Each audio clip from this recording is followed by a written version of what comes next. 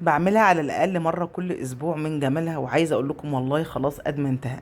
حاجه كده وهم بجد، وكله في حله واحده.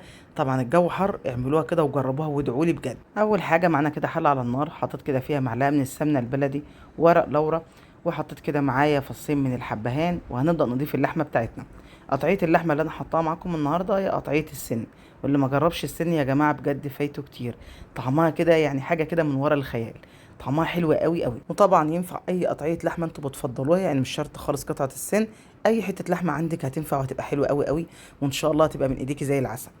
بدات احط بقى كده كميه اللحمه بتاعتي كلها بالشكل ده، وما بقلبش خالص غير لما اللحمه تاخد معايا لون من تحت.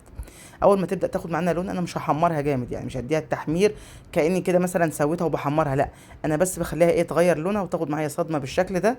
طبعا السمنه سخنت معايا كويس جدا، بدات اضيف ايه اللحمه، تاخد تشويحه كده بس معايا على النار. وزي ما قلت لكم ما تحمروهاش قوي، انا مش عايزاها تاخد تحمير معايا، انا عايزاها بس تغير لونها وتتغلف كده ايه بالسمنه. هتبقى طعمها حلو قوي قوي، عايزه اقول لكم كده حاجه زي الزبده.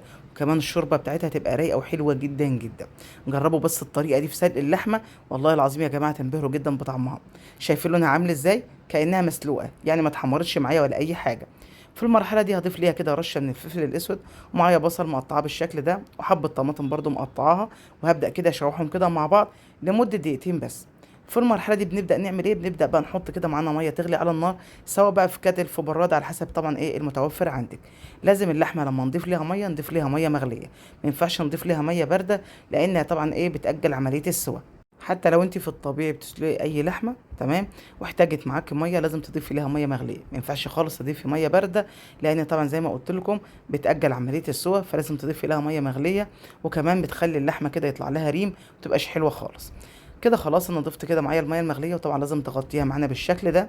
بخليها تاخد كده غلوه على نار عاليه، وبعد ما تاخد معايا غلوه على نار عاليه ببدا اهدي النار واسيبها تستوي براحتها خالص.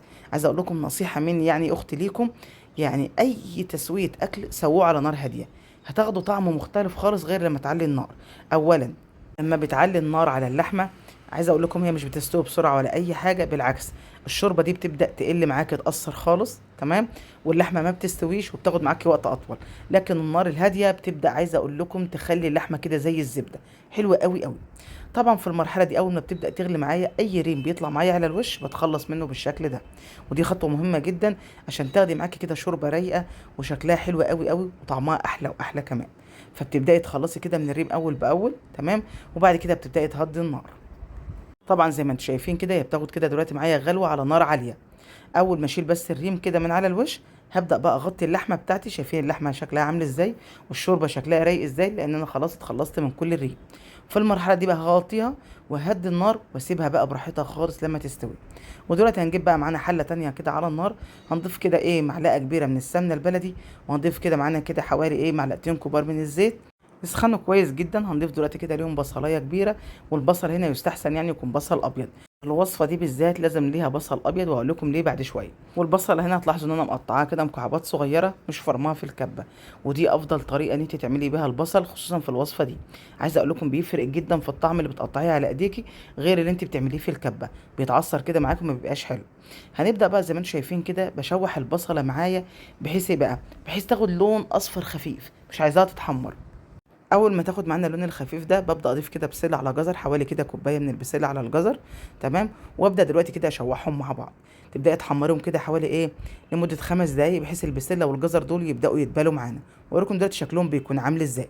بعد ما شوحتهم معايا بالشكل ده هنبدا نضيف بقى البهارات بتاعتنا، والبهارات بتاعتنا بهارات صحيحه يعني مش بودره. معايا كده عود من القرفه، فصين من الحبهان، القرنفل اللي هو المسمار حوالي كده 3، وهضيف ورقتين لورا اللي هو ورق الغار، وعليهم كده معلقه كبيره من الكركم. وبعد كده هنبدأ نضيف معانا معلقة كبيرة برضو من الفلفل الأسود، ونبدأ بقى نشوحهم كده مع بعض وشموا الريحة. الريحة بجد خطيرة. طبعا وانت بتضيفي البهارات تخلي كده النار هادية، عشان طبعا ايه الحاجة بتاعتك ما تتلسعش معاكي على النار على ما تضيفي كمية البهارات بتاعتك. هشوحهم كده بس لمدة دقيقة كده على النار، ريحتهم كده تبدأ تطلع معانا.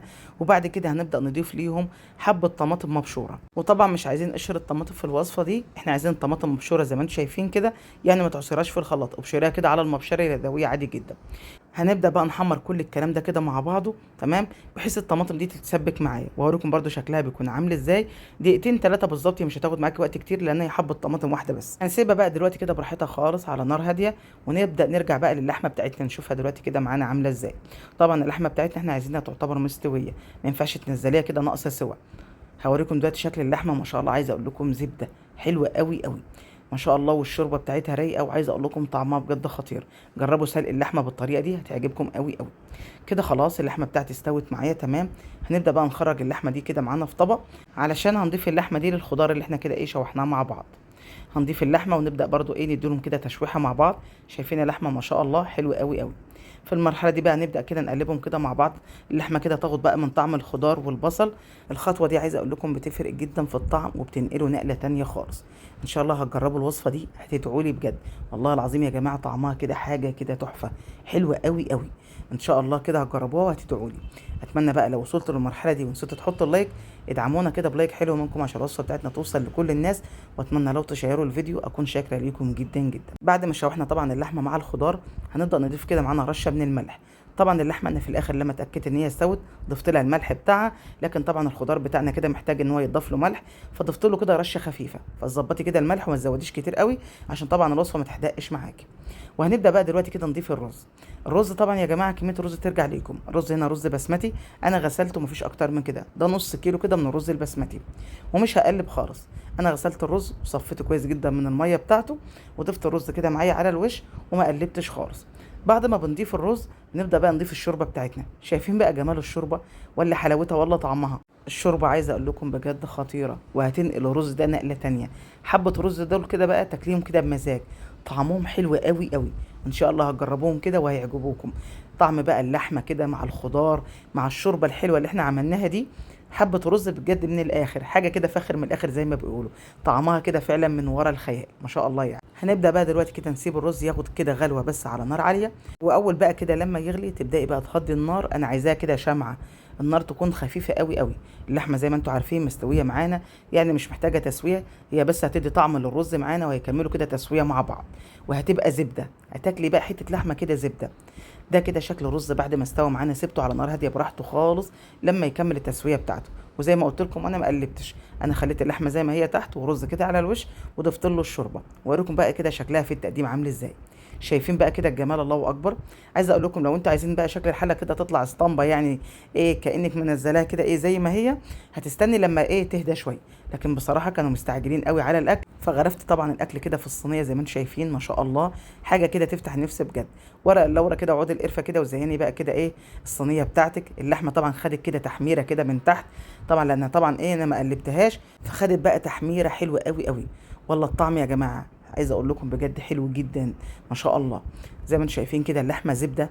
تبداي كده كل واحد كده ياخد بقى طبق، وعايزين تاكلوا كلكم من صينيه واحده مفيش مشكله. حبيت كده ايه اغرف لكم كده طبق قدامكم، لكن انا عن نفسي انا واولادي بنحب ناكل كده من طبق واحد. جربوها بقى، ومنتظره رايكم في التعليقات يهمني جدا. واشوفكم على خير ان شاء الله في وصفه جديده، ومع الف سلامه.